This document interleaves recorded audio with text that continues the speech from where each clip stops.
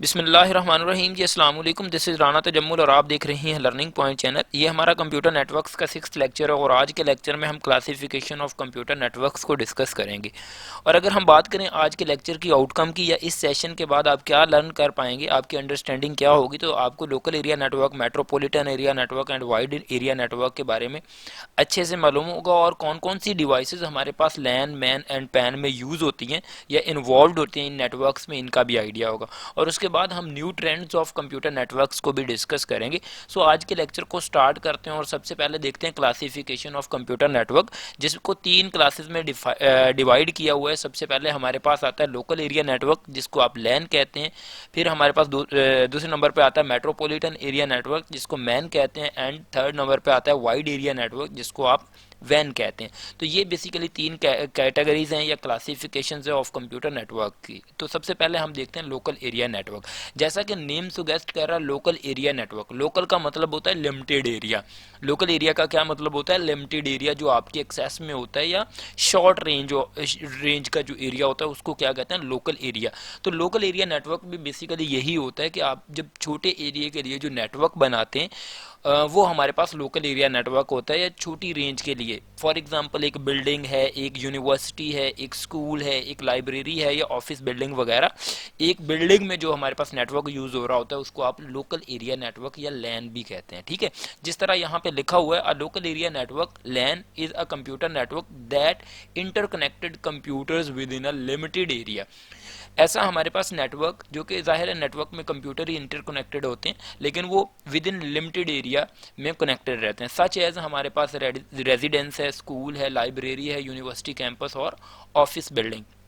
ये हमारे पास सारी की सारी लोकल एरिया नेटवर्क की एग्जांपल्स हैं, या जहाँ पे लोकल एरिया नेटवर्क यूज़ होता है। अगर हम बात करें कि हमारे पास कौन कौन सी डिवाइसेस इन्वॉल्व होते हैं लोकल एरिया नेटवर्क बनाने के लिए, क्योंकि छोटा सा नेटवर्क है, इसको बनाने के लिए हमारे पास कौन कौन सी डिवाइसेस का होना ज़रूरी है, तो डेफिनेटली आपके पास कंप्यूटर्स होने चाहिए, आपके पास स्विचेस होने चाहिए, आपके पास हब होनी चाहिए। ठीक है, स्विचेस, जाहिर सी बात है एक स्विच से डिफरेंट कंप्यूटर्स कनेक्ट हो जाते हैं तो आपका नेटवर्क कंप्लीट हो सकता है। तो यहाँ पे हमारे पास ईथरनेट केबल भी चाहिए, क्योंकि हमारे पास जो डिफरेंट टाइप की डिवाइसेस होते हैं, जिस तरह हमने पिछले लेक्चर में पढ़ा था कि ईथरनेट जो केबल होती है ये हमारे पास 2 तरह की होती है, एक स्ट्रेट थ्रू होती है एंड क्रॉस ओवर होती है। तो हमारे पास यहाँ पे स्ट्रेट थ्रू केबल लगी हुई है, क्योंकि एक कंप्यूटर है, एक स्विच है, इसको जोड़ा हुआ है, तो स्ट्रेट थ्रू केबल के थ्रू हम 2 डिफरेंट अगर डिवाइसेज होंगी तो उनको कनेक्ट कर पाते हैं स्ट्रेट थ्रू। अगर यहाँ पे 2 कंप्यूटर को हमने जोड़ना होता तो हम क्रॉस ओवर केबल यूज़ करते।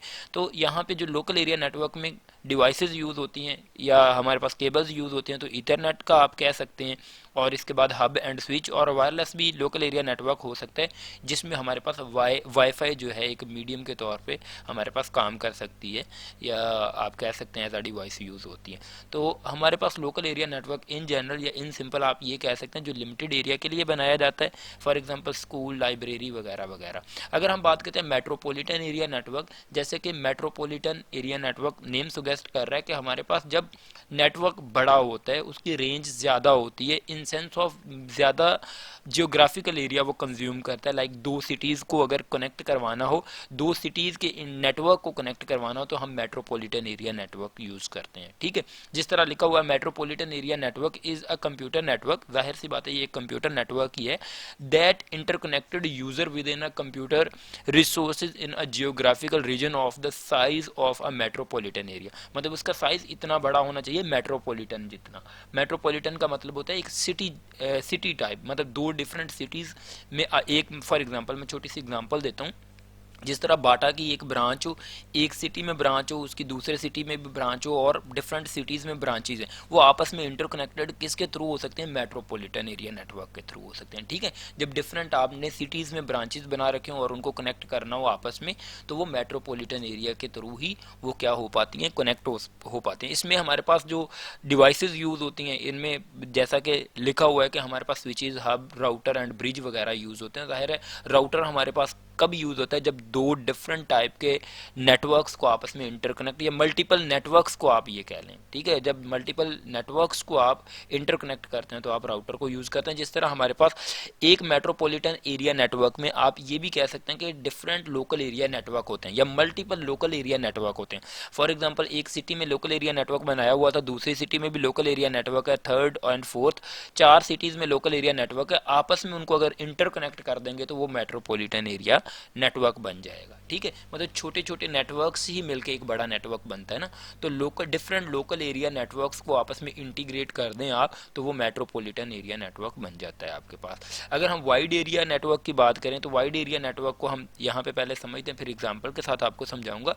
वाइड एरिया नेटवर्क बेसिकली जब हमारे पास जियोग्राफिकल एरिया बहुत ज़्यादा इन्हांस हो जाता है, वर्ल्ड वाइड हो जाता है। ठीक है, वाइड एरिया नेटवर्क मतलब कि लार्ज जियोग्राफिकल एरिया को कवर करने के लिए हमारे पास यूज़ होता है और इसमें डिफरेंट टाइप के नेटवर्क्स यूज़ होते हैं। ठीक है, डिफरेंट लोकल एरिया नेटवर्क्स या मेट्रोपॉलिटन एरिया नेटवर्क को इंटीग्रेट किया जाता है। जैसा कि लिखा हो, a wide area network when is a telecommunication network that extend over a large geographical area for the primary purpose of computer network. जिस तरह वैन भी इसको कहते हैं, इसमें जो डिवाइसेस यूज़ होती हैं वाइड एरिया नेटवर्क में हमारे पास एंड डिवाइसेस भी होती हैं और इंटरमीडिएट डिवाइसेस भी होती हैं। हमने प्रीवियस लेक्चर में डिटेल में देखा है कि हमारे पास एंड डिवाइसेस कौन सी होती है, इंटरमीडिएट डिवाइसेस कौन सी होती हैं। जैसे कि एंड डिवाइसेस कंप्यूटर है, हमारा लैपटॉप है, हमारा मोबाइल फ़ोन है, हमारे पास ये सारी की सारी एंड डिवाइसेस हैं। और इंटरमीडिएट डिवाइसेस राउटर है, स्विच है, हब है, ये सारी इंटरमीडिएट डिवाइस, ये सारी मिल के आपके पास वाइड एरिया नेटवर्क बनाती हैं।